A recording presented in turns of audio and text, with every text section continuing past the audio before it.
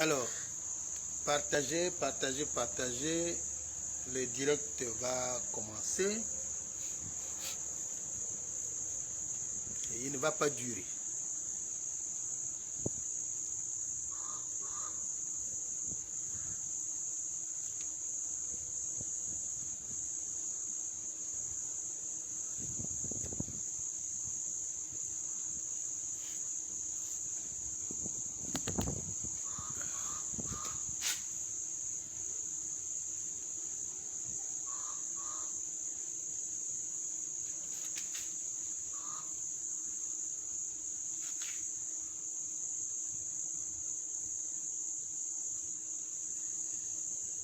Alors, je vais commencer le direct.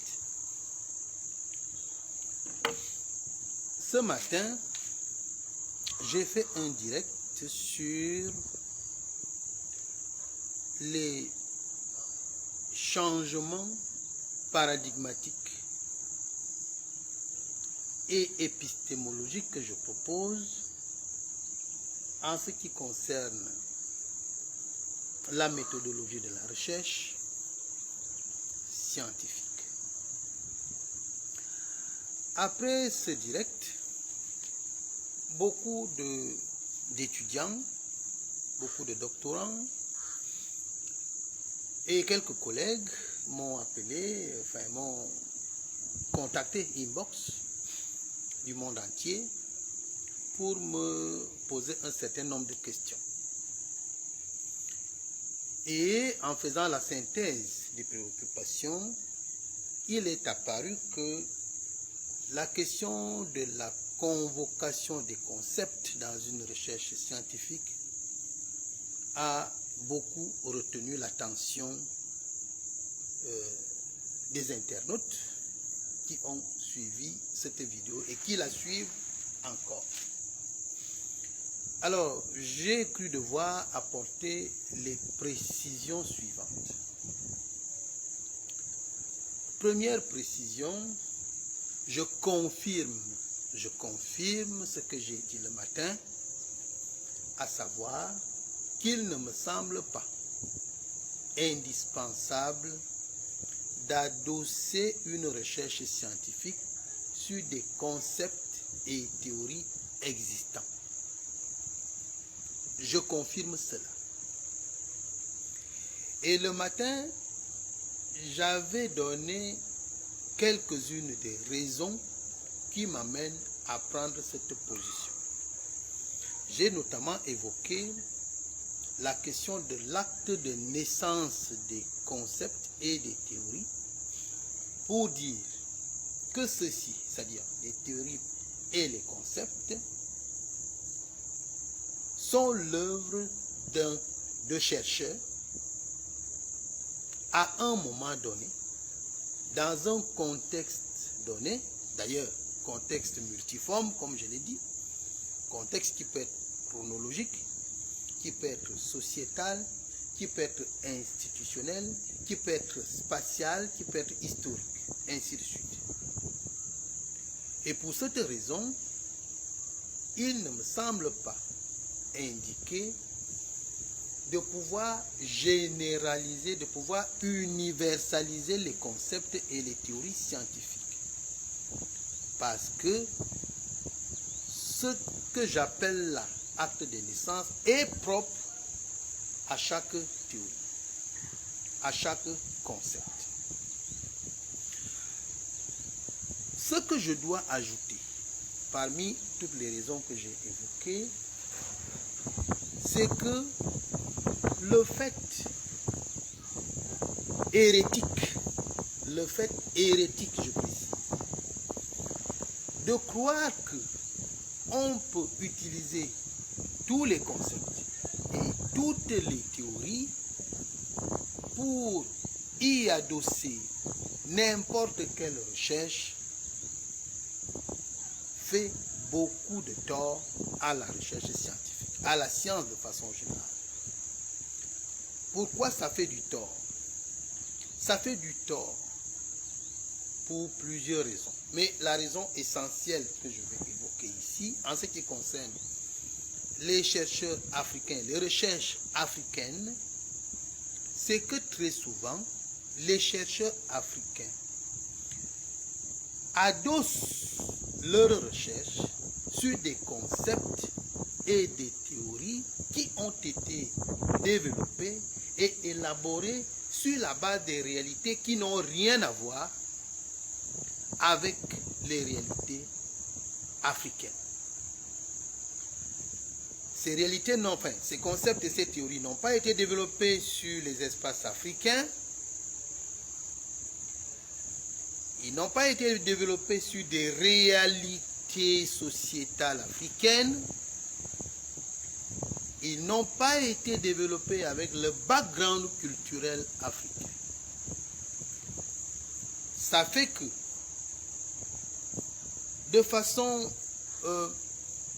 je peux dire pédante, de façon pompeuse, de façon prétentieuse, les étudiants africains, notamment les doctorants, ceux qui sont en master, et même beaucoup de collègues africains, pensent avoir atteint un niveau supérieur de savoir juste parce qu'ils ont adossé leurs recherches sur des concepts et des théories qui n'ont pourtant rien à voir avec l'espace sur lequel ils travaillent. J'ajoute ceci, que cette façon de faire trahit, à mon humble avis, ce que je qualifie d'esclavagisme scientifique. Esclavagisme scientifique. Je pense qu'à un certain niveau, je pense que plus de 60 ans, qu'avec plus de 60 ans d'histoire de l'université africaine, il est temps que les enseignants-chercheurs africains domestiquent les concepts et les théories. Ils ne peuvent les domestiquer que s'ils les créent, qu'on se comprenne bien. Tout ce que nous copions là a été créé par d'autres personnes. Tous ces concepts occidentaux qu'on nous sert à longueur de mémoire, à longueur de thèse, à longueur d'ouvrage, ont été créés par des enseignants-chercheurs qui souvent ne sont pas plus qualifiés que nos étudiants de master. Donc il est temps qu'on arrive à ce que j'appelle l'afro-endogénéisation de la science, l'afro-endogénéisation des concepts et des théories scientifiques. Je pense qu'il est temps qu'on cesse ce complexe d'infériorité qui fait que l'Africain noir ne pense pouvoir se valoriser qu'en convoquant les théories des Occidentaux, qui, soit dit en passant, ne sont pas toutes mauvaises, qui, soit dit en passant, sont pertinentes, mais elles ne sont pertinentes que par rapport à l'espace dans le contexte duquel elles ont été élaborées, elles ont été initiées. Alors que les réalités que nous vivons sont tout à fait différentes. Si je vous prends le cas de la forêt, est-ce que la forêt a le même sens en Allemagne qu'au Cameroun où je suis? Je dis non. Est-ce que la forêt a le même sens au Canada où j'ai souvent été habillé à Koumessé, mon village? Je dis non. Pourquoi? Parce que lorsque vous allez en Allemagne ou au Canada, vous avez affaire à des forêts monospécifiques, à des forêts d'origine anthropique, parce qu'elles ont été plantées par l'homme, au contraire de la forêt équatoriale dense de mon village d'Iya Koumessé, où vous trouvez des milliers d'espèces de plantes au kilomètre carré. Alors, est-ce que la forêt peut avoir, et en plus, ces milliers d'espèces de plantes sont là du seul fait de la nature.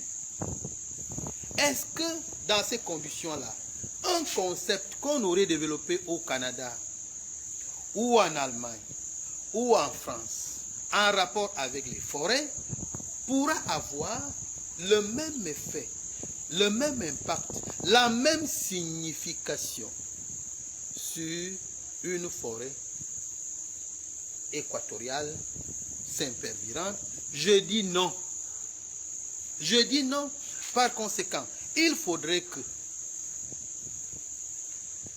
instruite des concepts et théories élaborés sur des forêts occidentales, l'Africain qui travaille sur la forêt équatoriale, sur la forêt tropicale, puisse lui aussi créer des concepts qui sont propres à cette réalité-là, qui est très loin des réalités des milieux tempérés ou des milieux subpolaires, par exemple. C'est de ça qu'il est question. Ce que je défends aussi comme idée, c'est qu'il faut que nos étudiants en master, nos étudiants de doctorat, les autres collègues chercheurs, il faut qu'ils comprennent que tout ce qu'ils citent étant des créations, nous avons nous aussi l'obligation, le devoir, impérieux devoir d'ailleurs, d'initier les concepts qui cadrent avec les réalités de notre espace, de notre temps, de notre histoire, de notre société, de nos institutions. C'est ça que j'appelle la domestication conceptuelle et paradigmatique de la science. Et c'est cette domestication que j'appelle encore l'afro-endogénéisation de la science. Nous devons afro-endogénéiser la science. Il faut qu'on cesse avec ces complexes d'infériorité qui ne nous avancent pas, qui inhibent le génie créateur des Africains, qui empêchent l'éclosion des savoirs africains. Je le dis d'autant plus que les initiateurs de ces concepts qu'on nous sert à longueur de mémoire, à longueur de thèse, ne sont pas souvent, je l'ai déjà dit dans cet audio, mais il faut que je le répète parce que c'est ça qui est important. Chers étudiants, chers doctorants, chers collègues chercheurs, les initiateurs de ces concepts que vous invoquez, que vous convoquez dans vos différentes recherches, ne sont pas plus instruits que vous. Ils ne sont pas mieux formés que vous. Non. Ils ont l'audace de la création. C'est cette audace-là qui nous manque. C'est cette audace qui nous manque. La peur du doigt qu'on va vous pointer. Asako Ileki, la géographie transcendante, qu'est-ce que ça veut dire? Qu'est-ce qu'il veut montrer? Eh bien, si Asako parle de la géographie transcendante comme création conceptuelle, vous parlez d'autre chose. Parlez d'autre chose. La meilleure façon de critiquer une œuvre scientifique, c'est de proposer quelque chose de meilleur. La meilleure façon de critiquer un article sur un sujet donné, c'est de publier un article meilleur que celui que vous critiquez. La meilleure façon de critiquer un ouvrage, c'est de poser sur l'ouvrage que vous critiquez un nouvel ouvrage écrit par vous et qui soit plus pertinent. C'est de ça qu'il est question. C'est de ça qu'il est question. Il faut que les Africains afro-endogénéisent la science. C'est-à-dire qu'ils assument l'ipséité africaine en initiant et en initialisant des concepts et des théories qui cadrent avec notre environnement. Je vais bientôt m'arrêter pour dire que pour qu'on y arrive, il faudrait souhaiter que chaque mémoire de master de recherche aboutisse à l'élaboration par l'auteur du mémoire d'un concept scientifique, d'une théorie scientifique. Il faudrait que chaque thèse de doctorat, chaque thèse de PhD d'un Africain aboutisse à la mise au point d'un ou de plusieurs concepts, d'une ou de plusieurs théories scientifiques. C'est de ça qu'il est question. Il faut qu'on arrête de minimiser les mémoires de recherche des étudiants. Il faut qu'on arrête de minimiser les thèses de doctorat des étudiants. On ne se lève pas un matin pour faire une thèse, pour faire une bonne thèse. Maintenant, nous sommes à des situations où on exige de chaque thèse, avant d'être soutenue, de pouvoir produire au moins 1 ou 2 articles scientifiques. Ça veut dire qu'il y a de la matière. Et vous imaginez, je fais le lien maintenant avec ce que j'ai dit le matin, si la rédaction des thèses avait été en résonance avec l'écriture scientifique qui sied aux articles et aux ouvrages scientifiques, eh bien ce travail serait tout à fait aisé. Ce serait aisé, ce serait facile. Mais avant que d'y arriver, je voudrais prescrire que chaque mémoire de master 2 recherche, je précise, et chaque mémoire, enfin chaque thèse de doctorat, chaque thèse de PhD puisse se solder par la création par l'étudiant concerné, création par l'impétrant, naturellement aidé par son encadreur, création, disais-je, d'un ou de plusieurs concepts, d'une ou de plusieurs théories scientifiques. Ce n'est qu'à concurrence de cela qu'il nous sera possible de concurrencer, ou tout au moins d'enrayer cette conception hérétique qui nous amène à sous-estimer les travaux de nos étudiants, à sous-estimer nos propres travaux, à nous sous-estimer nous-mêmes. Parce que, chers collègues, chers étudiants, comment pouvez-vous m'expliquer qu'un étudiant de doctorat, dirigé par le professeur Asako, puisse me servir une thèse où on aligne tous les concepts français, allemand, canadien, américain, je ne sais plus quoi, et qu'il n'y ait pas, dans cette thèse-là, soutenue sur une problématique africaine, un seul concept d'un Africain. Même pas un concept de moi, professeur Asako, qui dirige la thèse. Lorsque les collègues laissent passer des choses comme ça, ça veut dire que nous cautionnons d'une certaine façon ce que je qualifie d'esclavagisme scientifique, d'esclavagisme universitaire. Ça n'est pas normal. Ça n'est pas normal que vous dirigez un étudiant en master, vous dirigez un étudiant en thèse. Mais lorsque cet étudiant-là soutient cette thèse, il vous aligne des théories qui n'ont rien à voir avec l'espace sur lequel la recherche s'applique. Ça veut dire que nos propres étudiants ne lisent pas nos propres travaux. Mais à quoi nous servons? À quoi nous servons? J'étais dans un jury de thèse à l'université de Yaoundé, je crois il y a un mois. Un étudiant, une étudiante, c'était dirigé par un collègue, professeur titulaire hors échelle, aujourd'hui retraité professeur émérite. Eh bien, la fille, l'étudiante, a aligné toutes les théories du monde, qui d'ailleurs n'avaient rien à voir avec l'espace, ni avec la réalité auquel, au pluriel d'ailleurs, la thèse se rapportait.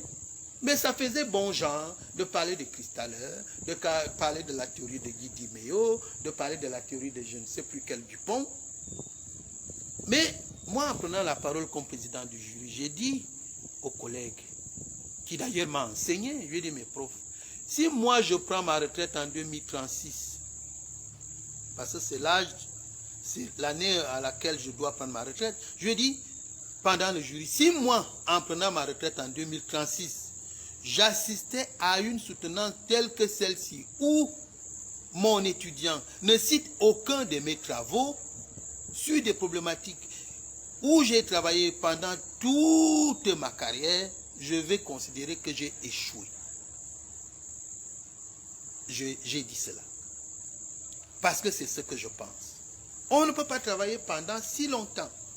On ne peut pas avoir une production scientifique telle que celle que nous avons et avoir des étudiants qui ne trouvent de pertinence que dans des théories développées, initiées et développées par d'autres. Mais ça veut dire que nous servons à quoi? Nos recherches servent à quoi? Nous-mêmes, nous aurons servi à quoi? Quel service nous aurons rendu à nos pays, à notre continent, à la science? On aura rendu quel service? Donc voilà le petit complément que j'avais à faire en ce qui concerne la convocation des concepts dans une recherche scientifique. Je me résume donc en disant que 1. Je confirme qu'il n'est pas indispensable d'adosser une recherche scientifique à des concepts et théories existants parce que ces théories et ces concepts ont leur acte de naissance. 2. Il est temps, 60 ans après l'introduction de la civilisation universelle, je veux dire universitaire, tout au moins de façon formelle, parce qu'il y a eu en Afrique des universités avant la colonisation, longtemps avant.